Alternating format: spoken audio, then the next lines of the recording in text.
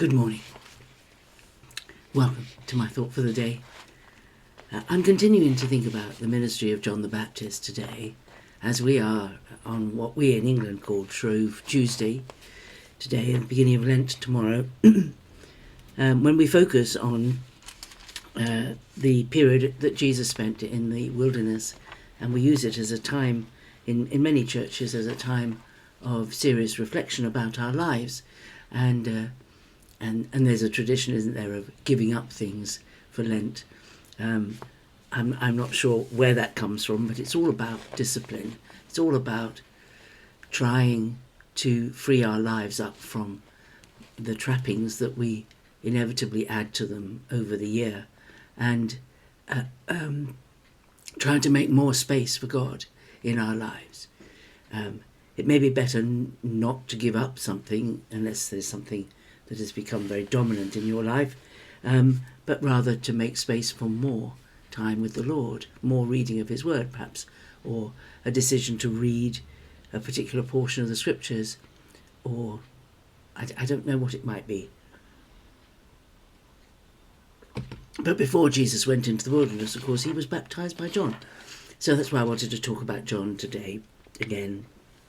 We said yesterday that he quoted these verses from Isaiah 40 about every valley being laid low, every valley being raised up and every mountain laid low, the crooked straight and the rough plain. In other words, they're clearing the way for an easy passage for the king to travel through. And all the variations of land that inevitably there are would be smoothed off in preparation for the king to come, for the Messiah to come. And he's preaching this, and he's quite vigorous, because there were those in the crowd who were not genuine. They spoke with forked tongue, as we might say, the brood of vipers. Those people who looked like they were godly, but who weren't. And he says to them, bear fruits, this is verse 8 of Luke 3, bear fruits that befit repentance, and do not say to yourselves, we have Abraham as our father. For I say to you, God is able from these stones to raise up children to Abraham. This was an interesting comment. Many people, many Jewish people who have no religious faith at all, feel that they are still God's special people because they're descended directly from Abraham. And John is saying, you can't claim a relationship with God based on your ancestry, based on which nation you belong to. In other words, we can't claim, if we're claiming to be Christians, we can't say, well, I'm a Christian because my parents are Christians, or because I was born in a Christian country. We can't even claim I'm a Christian because I've always gone to church, or I'm a Christian because I've always been kind to my neighbour. I'd do anything for anybody. Or I'm a Christian because I'm not nearly as bad as the people across the road in the way I behave to other people. The only claim we can make, which is valid for being right in the sight of God, is believing that Jesus died for us, that he took our place, that he paid the price. He took on himself the wages of our sin, which is death, and gave us in return his righteousness, which is life. That's the basis on which our faith needs to be. But of course here John is speaking before Jesus has been manifested and before Jesus has died. So it is all about how people behave and what people do. And he's preaching this, and the people say to him, the multitudes say to him, what shall we do?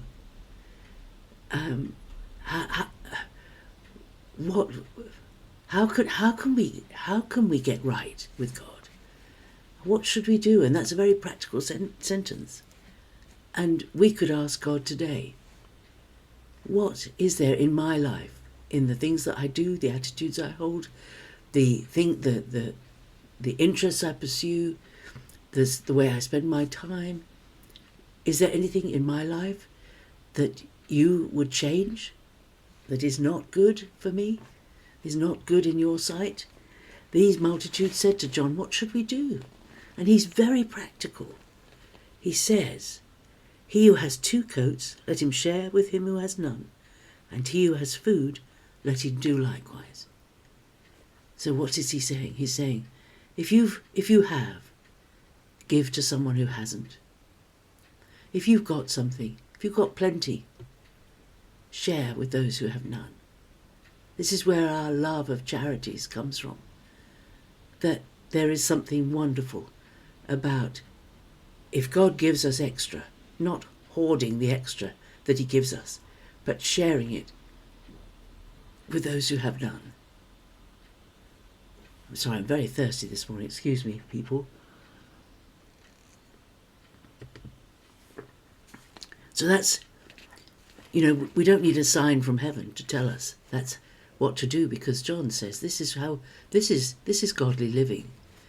Is not to hoard, but to share. Well, obviously we need a certain amount in our storehouse against disaster or flood or whatever. But share with those who have not. I think I'll stop there because I want to tell you the example that I experienced here in the West Country.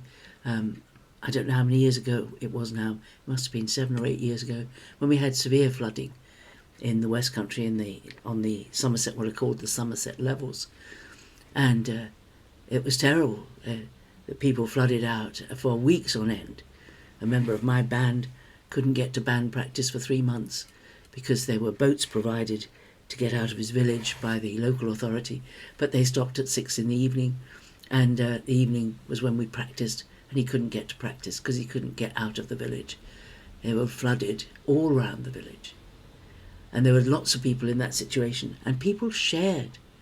Farmers from up the other end of our country came down in convoys with feed for the animals that were stranded because of the flooding, and people helped rebuild houses and dry out and clean and share their property with people who had nothing because the flood had taken it all. When disaster comes, there's something wonderful in the human heart that rises to share and to help, and that is very godly. That has come from God, who gives generously to all. That's my thought for the day. A lot to think about. God bless you, and I'll see you tomorrow.